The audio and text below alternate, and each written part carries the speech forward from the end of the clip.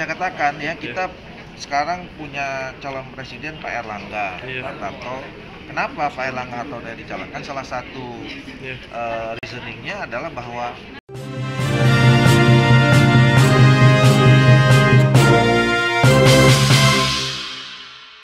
karena kita Iya. punya target-target yang cepat.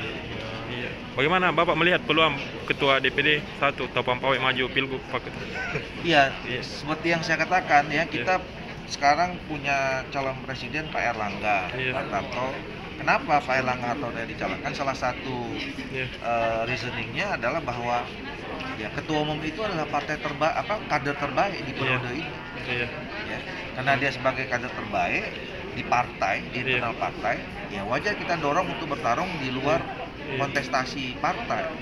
Gitu. Ya, sama, saya kira hari ini ketika seluruh partai Golkar memberikan dukungan kemarin ke Pak Taufan Pawai sebagai ketua Golkar, artinya Pak Taufan Pawai itu adalah kader terbaik partai Golkar periode ini di Sulawesi Selatan.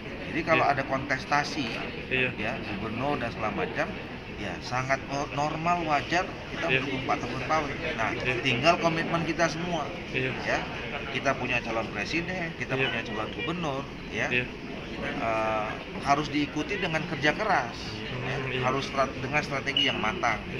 Jadi saya kira kalau memang seluruh warga Partai Golkar Sulawesi Selatan berkomitmen, mendorong Pak Taufan Pawai harus komit, harus punya komitmen bekerja keras untuk memenangkan.